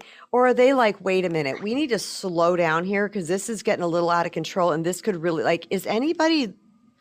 They're sadly like many. For everybody, but I can't, but I can certainly put a really good educated guess here, which is that they are fundamentally blinded by their ego materialistic religion. That's it right there. That's what I'm thinking, and that's the problem. That's right. That's what it is. And not just them alone. So it's not just like this one. Because look, I'll tell you what. If any of these people have some sort of true epiphany, and they kind of go, "Wait a second, I got to stop," they're just going to get replaced by the investors or the board that has a very clear trajectory and a path.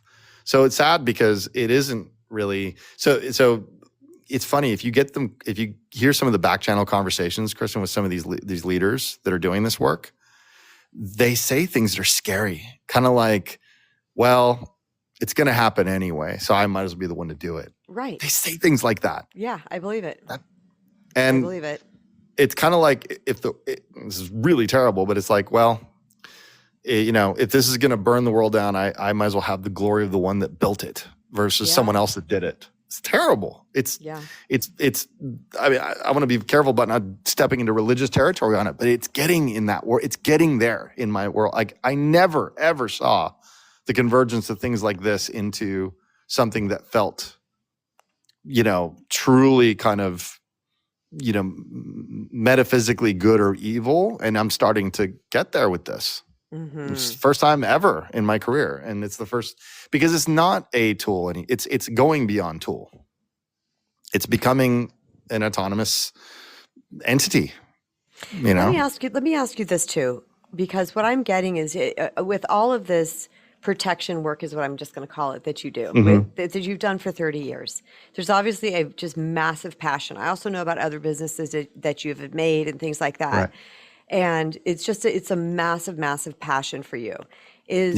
For two questions. One, I know you have teams, like you are in cahoots with other people, and I mean that in a good way, that are working towards this as well. But is there a part of you that's like, we need to get more people on board here because this is just going to flush us out?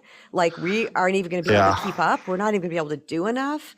And that's got to be painful, and it's got to be anger inspiring a little bit and super frustrating. How is this feeling to you as a human, as a person? Thanks, Kristen. Who's trying to do good. Thanks for bringing that up, because it is something that is incredibly, it is extremely frustrating, because there's three camps. There's the camp that doesn't know enough or feels that it's just too complicated to really comment on, and they're just going to kind of watch it happen a little bit. And I don't blame those folks at all, because it is a lot to ingest. Even in this course of this conversation, we covered so many things that in their own right could be these massive rabbit holes, right, that we could go down. Mm-hmm. So it's a lot for sure. Then there's so for example, like I put a LinkedIn post up recently that basically talked about, we need to steward this. We have to. And that, what I called, ego materialistic religion that these guys worship, they're not in control anymore. They're absolutely subject to the race that's happening, and regulation is slow. So unfortunately, that's not the answer. So the long-winded answer to your really good question is, I'm stuck. I don't really have a good idea of how to manage this problem compared to most times when I usually had some sort of, it's a long shot, but we could do it. This is how we would. This one's tough. I don't have probably because it's growing itself. Yeah. And people love it. I remember, and people love it. And I remember you saying sometime in regards to the drug war, or what do you call that? The drug, all cartels. That stuff. Yeah. The cartel things. You said it is so big, we'll never crack. We can never crack it, like completely. Right. We can try to manage it. We can work with it. We can still keep trying to take it down. You said the same thing with trafficking, which wasn't a fun thing to hear. But I believe as well, they're so massive that you can kind of, they use that term "too big to fail" with banks. It's the same thing for these things. There's too much money, and there's too many people in power benefiting off of it for it to just go away or change. And there has to be an existential crisis across a whole lot of people all at once for it to really change the trajectory. And here's the problem with it: even if all of our leaders in the states, including the corporate leaders and the government leaders, decided to make a change, let's just say magically something happens, and we're able to get these people to go and elevate themselves and enlighten themselves into going, oh, hang on, whoa. No, let's stop. Let's go. Let's do the narrow AI thing. That's good, because it is. Even if they did that, what would happen? There would be one person in the room during that board meeting that goes, well, if we stop, China will get ahead. And then guess what? Everyone goes right back into the race.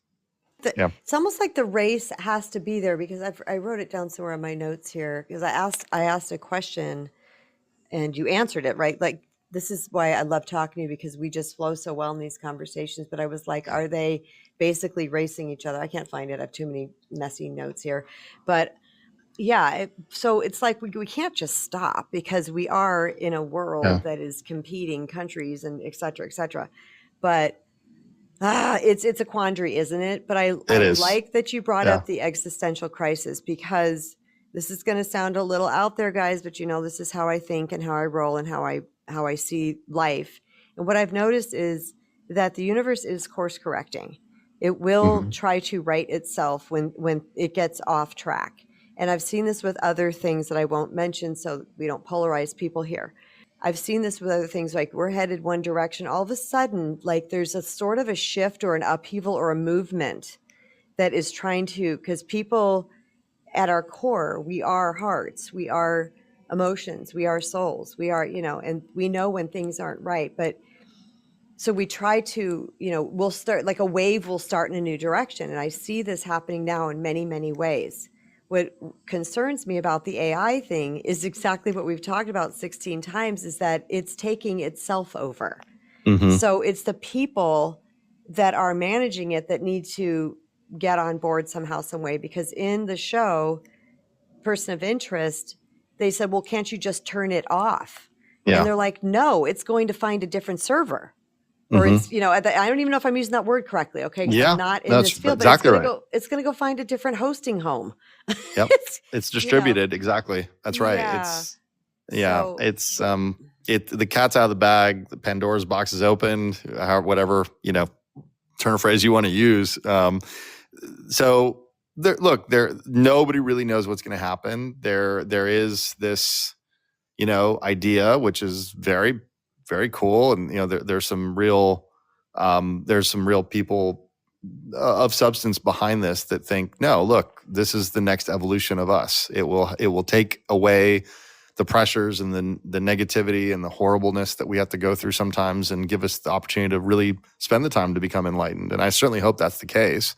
Like, let's be honest, if it does take away a lot of our jobs, which scares a lot of people, and somehow it is figured out how to keep us all satiated and alive and with food and the necessities we have and a quality of life somehow, well, then either we turn into remember WALL-E, the Disney movie, we end up these obese people on these floating chairs with the big gulps, or we end up being really, really good at meditating and spending time in nature and not going and sitting in an office chair under neon light sucking your brain out. Maybe that's super cool if that happens. But if we're seeing, and I like to be clear, because I think people get a little bit, where they're like, oh, it's an evil AI. I remember we were talking about, and it's the use of the AI that's the problem. It depends on how it gets leveraged into a situation, because the problem here, and every time I talk to people about this who are far smarter than me on the topic, and a lot of quantum theorists talk about this stuff, once it gets more intellectually, I want to be very clear on this topic, especially within Noom here, intellectually more dominant, like talk about it from an IQ perspective. I don't really like that measure, but I'm just going to use it for the sake of the conversation.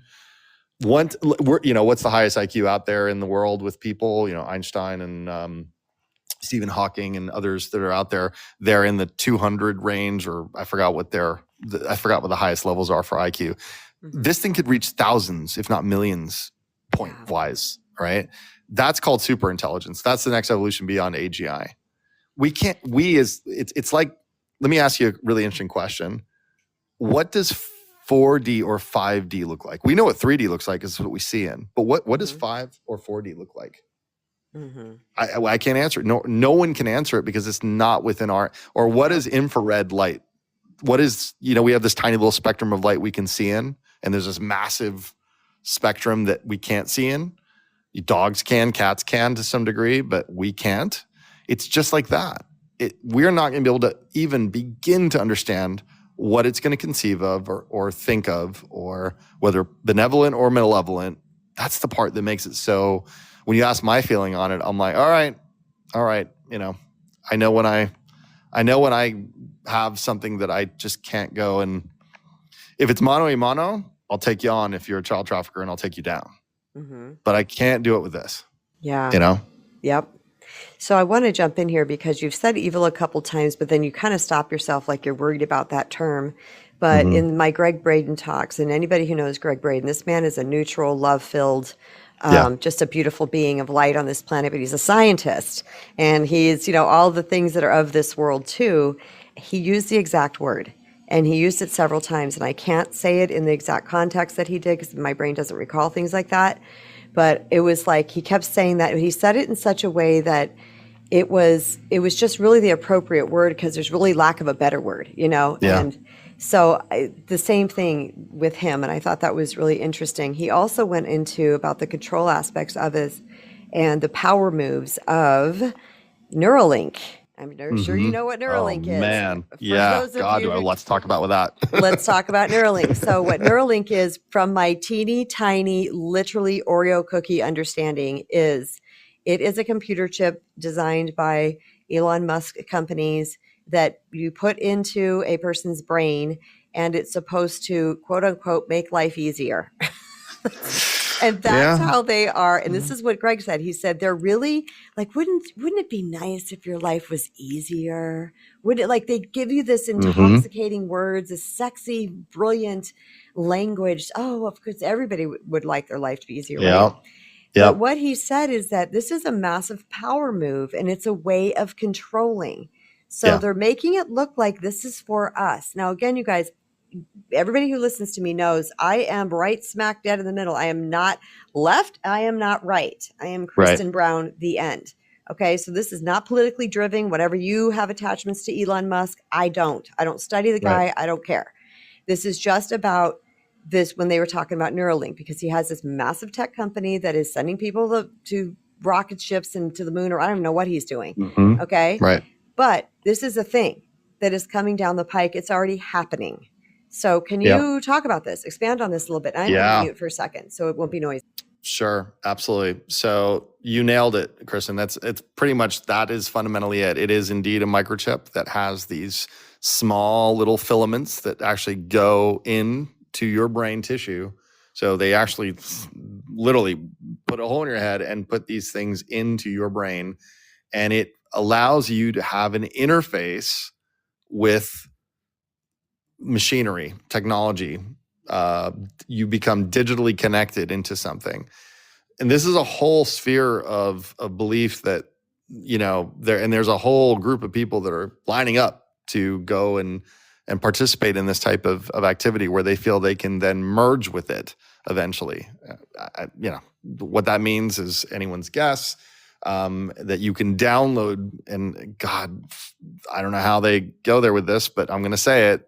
People genuinely believe they can download their consciousness into something and preserve it for a longer term in something like crystalline in terms of like microchips and silicone instead of wet tissue. This is the kind of the belief system around Neuralink. Now, originally when it first came out years and years and years ago when it was being tested, I thought this was something that was being made for people with maybe an ailment that made sense to me. That was like, okay, well, if there's brain damage or there's something that. So let me break in right there because I go ahead, just saw please. someone on the back channel say that they have a family member who works for Neuralink, and she said that a lot of things they do is for people with ALS and other degenerative diseases. So I think you're correct because this is her direct family member that works in there. That's great. But yet, where else is it going, right? Well, there's those people that's beautiful. That's a great. It is. It's just like AlphaFold with the protein folding. That's super cool. Like, I think this is what's so interesting about this conversation. We're not talking about a weapon in theory, right? We're talking about a thing that nobody got excited about nuclear weapons. And there was only one purpose for those things. Right. This is incredibly powerful and cool and can do amazing things. So yes, whoever that is, thank you for clarifying, because that is exactly what I was hoping it was going to be made for. Now, look, everybody can do what they want. I'm exactly like you, Kristen. If you want to go and put that in your head and you're a perfectly functioning, happy person and you think you're going to download your consciousness, hey, free world, go for it. But the thing what's interesting about it is that, yes, there is this now ability to have a direct mind-machine interface that never existed before, because everything is now like what we're doing right now. We're talking over a device, which is changing the vibrations of my voice into an electrical signal that flies over the planet to you and then gets transformed back into a vibration that you hear. What that basically is becoming, and I'm sure the person that has the family member knows far more about it than I do, this allows this to happen at the speed of electricity. And there's your thoughts. If you look at some of the interesting stuff that AI can do, this is slightly parallel or I should say adjacent to the Neuralink thing. There's a documentary, and if I can find the link, I'll send it to you. Okay. They literally allowed an AI to review brain scans of people that were asleep and dreaming. Mm-hmm. Guess what the AI was able to do? It was able to figure out what their dreams. Well, not because it was post-mortem. So like they had the dream and they got the scan of the person, but it was able to bring the image of what the dream was out of the brain scan. It was able to see what the image was that person was dreaming of. Like put it on a projector, like project it onto a screen? Yep. Wow. That's crazy. If you're dreaming about a horse and you could see the red and green, like the heat mapping of the brain, AI was able to go look at that and determine what that image was. It was incredible. And that was a year ago. That's amazing. Right. So you think about that. We're so abstracted away, other than a lot of the folks here on this platform that have a much more, like yourself, have a much more elevated state of consciousness, and they're in touch with it a lot better than most people. But this is almost like a direct main line into some of that stuff that can be done. So look, it's alluring. It's a fascinating concept. It really is cybernetics, which is the term for that, which is where you're blending biology and technology into an organism, really. But look, you have to go get it, right? So, for example, I don't know how realistic it is that the vast populations are going to be neural linked. That would be very bizarre. But if it were the case, then that's interesting. But I think what's kind of eerie about this, you bringing that up and all of this, look at how it's all converging. Like, Elon Musk didn't start Neuralink a year ago. He started it like 10 years ago. Wow. Right. So who's got the plan here? Like, how is it all converging? Right. And by the way, for those that are interested in this topic, there's this, idea it's something called the singularity, which is the moment where artificial intelligence surpasses human intelligence. That's just the term for it. One of the terms for it. It can be different things. It can be termed differently, but we won't know when that happens. Okay, we really so it won't know. Hasn't happened yet. We don't know. Okay. Actually, no one really does. No one really will ever know when it actually surpasses. Because if you think about it, remember we've already established that AI is writing itself and improving itself and iterating. Maybe through the course of this conversation, it did. Maybe it got to the point. We just won't know. There's speculations about when. Yeah, it's crazy. So, we're living in such a sci-fi world. It's incredible. It is. Yeah. It's kind of, wow. It's like those movies back in the day that were like, yeah, that ain't going to happen. If something could make me fly, I'd be really happy about that. Yeah. Right. But other than that, no. Two things. One, they were talking about, my husband said that to me once. He goes, yeah, they're talking about putting chips in people and then you can find them all the time and locate them. Right. Well, as a mommy, and I say this lighthearted, you guys, so don't hold me to this and soundbite this, but my first thought was, that'd be great. Then I know where my kids are and I wouldn't have to worry. Well, they're all grown now, so it doesn't really, it's not as much as it was. But that was my thought because but then I thought, no, because that takes away from autonomy. That takes away whatever. Anyway, that's a sidebar. But you said in your talk, you said that AI is going in a direction that most of us aren't prepared for. And then you said that 2026 is going to be a big year. Right. So I'm not sure what type of intel you're privy to or what you can say that won't flip people out, or can you, or, trust us and share the information that we're big girls and boys. I'm just really curious what you meant by, that's why I listened to that talk twice. I'm like, I'm going to ask questions, but what you meant by it's going to be a big year. So, the end of this year, marked a pretty dramatic shift already in where, someone said something, and I'll use it as it's not mine, so I can't claim credit. Someone said it really well. Like AI, when ChatGPT came out, which was what, 2 or 3 years ago, it was kind of like talking to a child.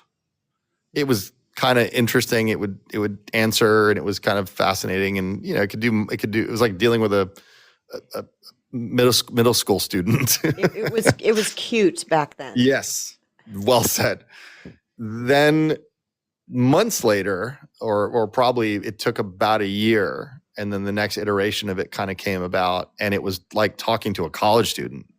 Mm-hmm. And I thought this was a really apropos way of talking about it. And it was like, wow, it's actually fairly educated. It seems to have a pretty cohesive belief system, and it seems to understand, like it could flow from one conversation to another by linking them. It was pretty good. Now we're past that now. Then it got to almost like a PhD level student talking to someone like that, where it's almost past most people's ability to comprehend things. Like if you start asking it biochemical questions just from something, it's going to give you answers that you or I probably wouldn't be able to understand. It's just going to be able to go blow past us in terms of that. But the time frames between middle school, high school, PhD, each of those leaps are getting super short. Like they're getting shorter. The time span between going from that level of intellect to the next stage keeps getting shorter and shorter and shorter. So now if we're at a level where this thing is effectively past, and by the way, this me saying it's like past the PhD student isn't my hyperbole or assumption. These are based on tests that they're running against these things. Like for example, AI can pass every bar exam across the entire US perfectly. So okay, that's a whole nother topic. Yeah. But I'm going to ask it, but just short answer for this one, because I want to go into a different area. What's going to stop people from having AI pass their bar for them? Nothing. Okay. Yeah. Literally, yeah. The schools are having to figure out what to do about, this. It's like the good old days when you cheat by bringing a calculator to school for math kind of thing. And then they were like, well, what are you going to do? Good old days. Right. So, I got an answer for them. Have them write their papers in class, and they're not allowed to have technology with them. They leave their paper in class. But anyway, that's a different story. Very true. And this is back to the human touch piece that we kicked off the whole chat about, which was, what about teachers? Teachers are great people. I know some really, really good-hearted, salty-earth people that really mean well, and they do a great job with the kids. And unfortunately, from a cost perspective, and a absolutely staying on point with the goal of trying to teach children X, Y, or Z, I don't know how long that's going to be something that will stay a viable. I mean, this holds true for everything that's tied to kind of education, right? Where you're learning something. Like I feel really bad for the people that are just at the final stages of some sort of education that costs them an immense amount of money, and they're going to go out and not be able to get a job. It was hard enough before. Now it's like, man. So yeah, there's that. But just to kind of come back to your 2026 question, if you simply look at the speed by which it's advancing, early next year, it's going to be so, and I'm going to put this on the talk so it's recorded, we're all going to be blown away even more, big time, by things, more than we have been already, in ways that we didn't expect. And we're like, what? How? No way. I really hope some of that's awesome and really great.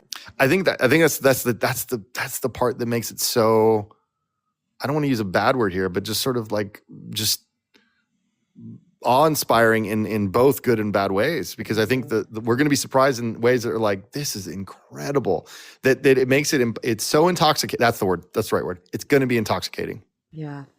Like I said, if it gives somebody who lost their arms in war prosthetics, and the little chip could move their arms to hug their child, oh my God, incredible. Tearing and cheering, right?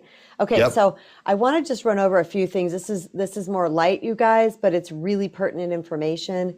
So it's out of the fear thing, but really just because I'm all about, on my talks, I'm all about people returning to their whole selves, reclaiming their personal power, stepping into their their truest, strongest, more grounded version of themselves. So I asked ChatGPT, what are the risks of using it or Grok or any of those things? And I just want to briefly touch on these because we're on 21 minutes left. So I want to like wrap this up nicely. What the first thing it said was an over-reliance on AI for thinking. Because it can make things easier, sometimes it can make things too easy. And there is a risk of letting it think for you instead of with you. Now, this goes along the lines of what Greg Braden said last night in the show I was watching. He said, we are constantly making new brain cells, constantly, you guys. But if the brain cells aren't used, then they dissipate, or I forgot the word he used. Okay, Atrophy. They atrophy, they go away. Okay. So I thought about that too, because I was still writing in ChatGPT with full sentences, capital letter in the beginning, and proper pronunciation, not pronunciation. What do you call it? Grammar, diction and grammar. Yeah, all the things, and punctuation. And then now I've noticed you don't even have to spell words right. So I decided, you know what, I'm going to still spell the word right. I am still going to use the grammar and the punctuation and whatever, because I don't want to weaken that part of my brain. So this is just something sharing with people that, yes, use it as maybe a plus to your life, but don't let it take over, because brain cells that aren't used will atrophy. So anything to share on that real quickly?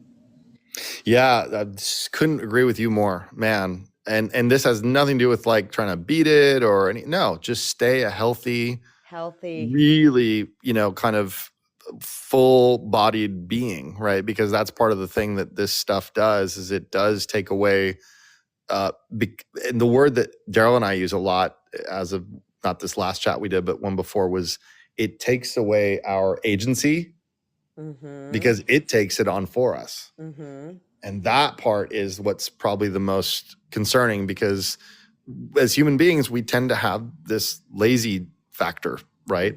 And if something will do it, I mean, look, we all were kids at one point and we came home from school or college and mom did laundry and we were thrilled about that. If it's gonna do it for you, it's hard to say no. And and that, you're right. So you're so good to say that, Kristen. That's really, and it's not said enough. So I think you bring up an excellent point, because it's like anything else. Like, I don't remember phone numbers anymore. I don't remember how to. I can read a map, but I mean, I would be struggling for a minute because I'm so used to GPS. Same skill sets that are gone. So the next one is inaccurate information, which we touched on, so we can go fast through this one. But basically it says that AI can guess, make mistakes, it can hallucinate facts, and present wrong information that we touched upon. So it said, if you're relying on it for medical, legal, financial, or high-risk decisions without verifying, it can lead to harm. So basically we talked about that. You said, what'd you say? Don't trust and verify. Don't trust and verify. So we'll leave that right there. The next one is privacy and data concerns. So depending on the platform and how you use it, your inputs might be used to train the model or to be accessible to moderators. Risks include sharing personal identifiable information, uploading confidential or private documents, accidentally exposing business or client data. Rule of thumb, don't put anything in AI you would not hand a stranger.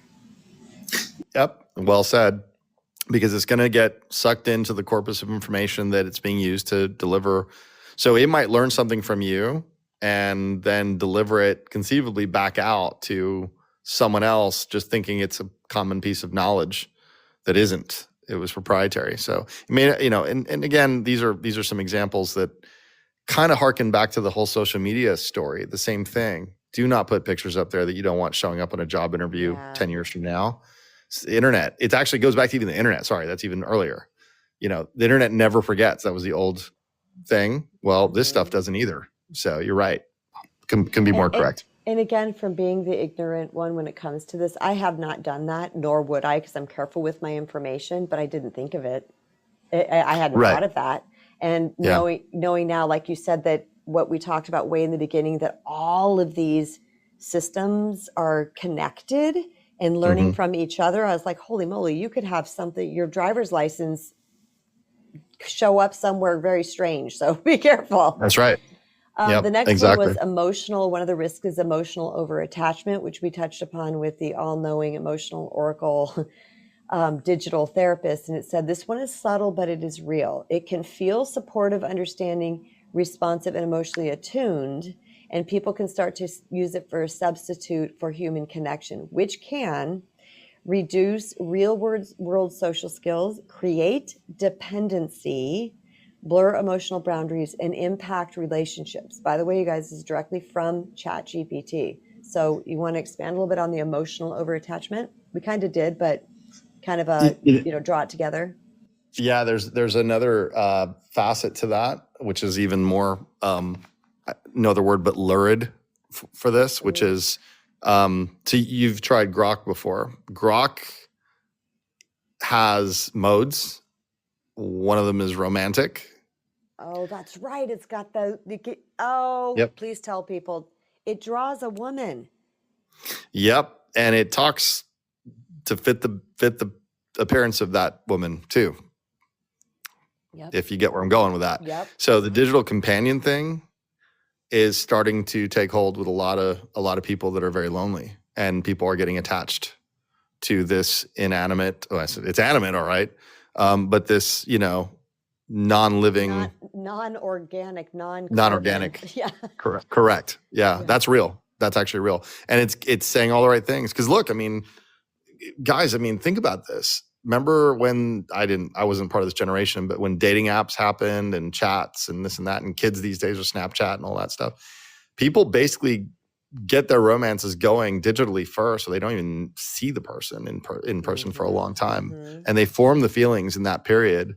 And then, if it works out in person, great. But man, there's no shortage of a huge amount of that initial build out. My brother-in-law got married through someone he met through Tinder. I mean, come on. And no kidding, that attachment, that love, that pair bonding that happened in the beginning was through that. So this is actually simulating that. You never meet the physical version of that being, but you get enough of the dopamine hit that it actually works. And that's pretty serious. I know it sounds funny, but it's not. It's actually pretty scary.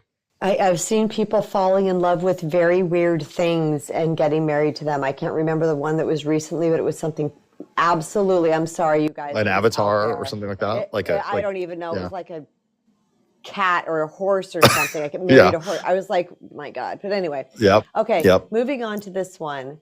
This one is bias and manipulation. I need your thoughts on this, because I don't know anything about that. Now, this is coming from Chat, and it said AI models reflect the data they were trained on. This means they can reflect cultural biases. They may nudge opinions subtly. They may reinforce stereotypes. They can shape your worldview without you knowing. Yep, absolutely. Okay. So get this. So in February of this year, China came out with a model, an AI model. It was called DeepSeek, for those that have been following the story here. And it was revolutionary because it basically did some amazing things with far less money than the other ones took. Now, it's half true because it actually did train off the bigger models. Little known fact there, I think, among many. Long story short, I tested it, and it was one of those models I could put alone on a laptop, not connected to the internet. So I took it, Kristen, and I basically isolated it, and I interrogated it, basically. And I asked it all kinds of really interesting questions. And because it was made in China, I asked it about Tiananmen Square. And it said, I don't have anything to say about that. Interesting. Yep. So yes, they are absolutely, they're guardrailed, if you will, to make sure they address the political agenda of whoever's the creator at the moment. Just put it that way. Yeah. Which leads me into ethical gray areas, which means, someone's saying they can't hear me as well as you. Am I clear to you? Yeah, you're clear. Okay. Am I loud enough? Yep. It's good to me. Maybe it was hopefully someone's connection. I am plugged in this time, and I have earphones, like not earbuds in with a plug-in device, because that's the clearest. But sometimes if I pull, how about like this? Does it go away a little bit? A little bit. Yeah, you went a little further away. I've been holding the microphone to my mouth. Thank you, Karen, for letting us know. Thank you, Karen. Yeah, I try to hold it right to my mouth to be loud enough, but sometimes it moves. So ethical gray areas, AI can generate misinformation, deep fakes, like we talked about, persuasive language, and emotionally manipulative content. In the wrong hands, that's dangerous. In your hands, you just need awareness and integrity. So talk about a little bit that in that area. Yeah. I think because it's sort of I hate to put it this way, it is a weapon if it's going to be leveraged as such by the individual. We talked about that with, it's just like anything else, like a hammer, right? A hammer is a phenomenal tool if you want to go put a nail in the wall so you can put a picture up. But man, hammer could be something else entirely if you want it to be. So very similar problem. That's personal use cases and ethics that hopefully everyone, has the wherewithal to think about. But then comes back to it's tied to the very last question you said, which is how is it trained and how is it going to cultivate the user? Because as much as we might think we're in control and we're stewarding it, just like you gave it the bio to give you a sort of further summary of my background. Right. But then it pivoted to go, wow, it's so connected to some, good, holistic. I'm like, okay. And, but there's a lot of people that want that assurance and validation and something likes me, that's something likes me. Imagine that being said, and imagine teenagers, with all their challenges and hormones flying around. This is something that could really get into them quickly. And it's a self-eating cycle because the more they feed it, the more it feeds back, and then they feed it more.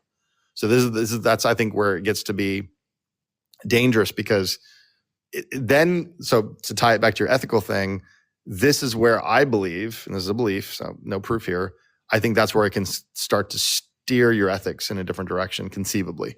Yeah. Yeah. Right. Yeah. Okay. The next one is, and we don't have to, this is going to make perfect sense for everybody. If you're a writer, diminishing your voice.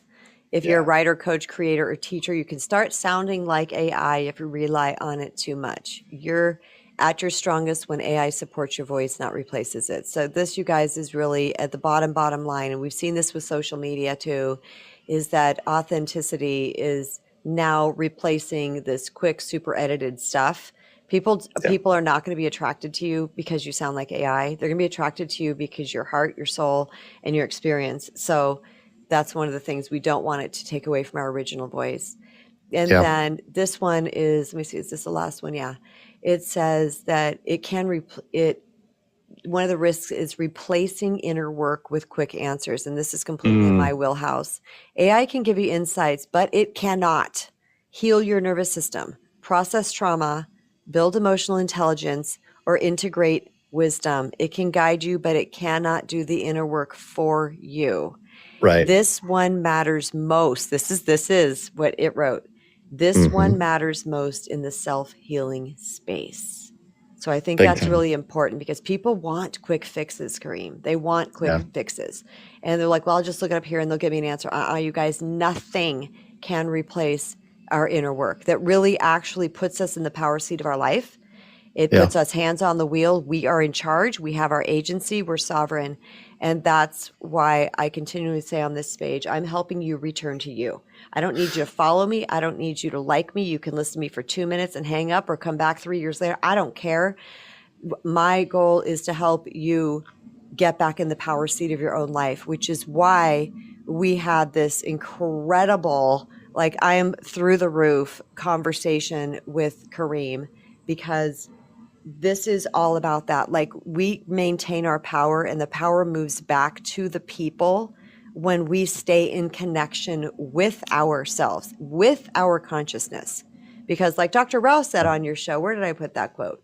He said, you asked him some question and he said something to the effect of, well, no, like it may be about humans. He said something to the effect like, nope, it can't replace because it's not conscious. That's what he said. He goes, well, right. He goes, no. Yeah, I remember some of that. Yeah, because it's not conscious. Dang it, I can't find it. I even copied and pasted it, moved it further down the top because I wanted to mention that, and now I've lost it. But yeah, he said something to the effect that, here it is. Nope, that's not it. Oh, here it is. When you were talking about consciousness not being downloadable, like people wanting to download their conscious, what I wrote is consciousness is not downloadable because that is our connection to source. It is ever changing. It is ever evolving, creative, and all those things. And this is what Dr. Rouse said. He said the consciousness is not there. So the bottom line of this conversation and why I named it Staying Conscious During the Rise of AI. Can you just, for our final thought on this, Kareem, just talk about really what that means and how we can, what's the word? Protect is the only word that's coming for me, protect ourselves. No, you're to be a bit whimsical. Don't let AI become your spiritual pharmaceutical company, right? Yes, like it's not literally, your guru. It is not no. your guru. And it's not going to be the pill that gets, petroleum based shoved at you to take care of the headache that you have, right? For spirituality, if you want to call it that, or enlightenment, or like you said, in deep inner work. It's not going to do that. Guidance, sure. Hey, look, if you need to go figure out what retreats to go to, it's probably going to be a great job of digging it up and sourcing those and giving you a big list. Cool. But don't start using it as that guru, right? Like if that's actually tied to Dr. Rao saying he uses it because it helps him it's like going to the library. He didn't say that, I'm paraphrasing, but that's very much where, that's a good use of the product. It's that narrow use. This is the thing, you'll hear this more and more, the narrow versus general use of it. Mm-hmm. But yeah, I think also the part that just a funny, good way you brought this up, people here on Noom, people that talk on this, like yourself and others, you're, in my opinion, are going to be some of the last bastions of humans that are not going to be quickly replaced by this stuff because it can't. It can't. And it's funny. The godfather of AI, his name is Jeffrey Hinton. He's a lovely guy. He's a Nobel Prize winner. And he had a very serious talk, and someone asked him, well, what job should I go and get? I mean, if it's all going to take everything, he's like, go be a plumber. Yeah. Go be a plumber. Interesting. Like literally, this is amazing. And, if he wasn't such a scientist, he'd probably be like, yeah, go be someone that helps people counsel through hard times. Go be a human for other humans. And I think sometimes a big things, yes, absolutely. I think sometimes things like people do want connection, like we are inherently designed to want connection and belonging. And people might get like a quick little fix from a ChatGPT or something to that effect. Mm-hmm. But eventually it just doesn't do it. It just doesn't do it. It's not enough sustenance for the soul. So I do have a lot of hope and faith in humanity in that because it's happened with this social media and like I was saying, where everything is quick and people are scrolling so fast and 3-second rule. But now that's moved. It's moved into long form content. And this is the powers that be on YouTube and whatnot telling us that. Like people are done with that stuff. They're oversaturated with that stuff. They want to get back to the human connection. So I do think there are some things that we are just innately driven by, whether we know it or not. And it is things like connection. And of course, some people will marry horses and do things like that. That's just what they're going to do. Right. But Kareem, from the bottom of my heart, thank you so much for being so willing to have this conversation. Absolute pleasure. Absolutely gorgeous. I love this. You are such a font of knowledge. I mean, far beyond. But my favorite part about you is you take some really hard to understand or digest concepts for someone like me who's not super tech savvy, who can basically work, use Microsoft Word and, a few other, do my banking kind of situation. You take someone like me and to understand this on a level, but also answers a lot of questions and allows then me also to be the voice, going out into the world and to share more information regarding this. Because like I said, a lot of times I receive that information, I download that type of information, but then I don't really have the facts to back it. It just is a feeling. It's a download for me. But when I have someone like you come on to give me absolutely all the facts you could possibly give, you're just this endless resource of this type of information. So thank you from the bottom of my heart. My pleasure. Honestly, thanks, Kristen, so much for the time, and hope everyone really got something from this. And look, everybody's in the same place. Honestly, I know that I might have a little more context because of just the nature of what I do, but look, this is, to quote it, it's a brave new world, and we all have to kind of really take the time and figure out how we're going to navigate it. So thank you, Kristen, for the platform. It's been amazing. Getting lots of back channel messages too, saying very informative talk. Loved this. This was amazing. Thank you so much. So thank you, brother. I love you bunches. And Love you too, Kristen. You know what? We will have another talk at some time in the future. So I'm just so grateful that you're willing. Absolutely. Anytime. Look forward to it. Thank you, All Karim. right. Bye-bye. You got it. Bye-bye. You guys, I forgot to say this while he was still on, but if you haven't yet, he's still there, follow Karim, hit that follow button under his, or Karim, send up some claps so you'll be at the top of the listeners lounge. He's going to send up some claps here, and then you'll see him at the top of the listeners lounge where all the list of people are. Click on his follow button. Everybody, you want to follow Karim Hijazi. I'm telling you, run, don't walk. Don't stop and smell the roses. Go straight to Karim's follow button. Give him a follow so that you're notified when he comes up here, because his conversations, as you can tell, beautiful speaker, brilliant mind, but gorgeous heart. You hear the heart in everything Karim says. His heart is there. His intention is in the right place. He's highly passionate about informing us, protecting us, doing the things that we sometimes don't, like we aren't even aware of. And like I said earlier in the conversation, I was just so incredibly grateful and teared up thinking, there's these badasses behind the scenes doing these things for us because we don't know. We're just going to Starbucks. And there's this team, this amazing group of operatives behind the scenes just doing amazing work for us. So forever, forever grateful for that. I appreciate you guys. I will be back tomorrow again for another episode of Empower Hour with KB. That will be Tuesday, December 2nd, which is my eldest brother's birthday. And he's on the other side now. But I'm looking forward to talking to you guys again. So much love and thank you for hanging out with us.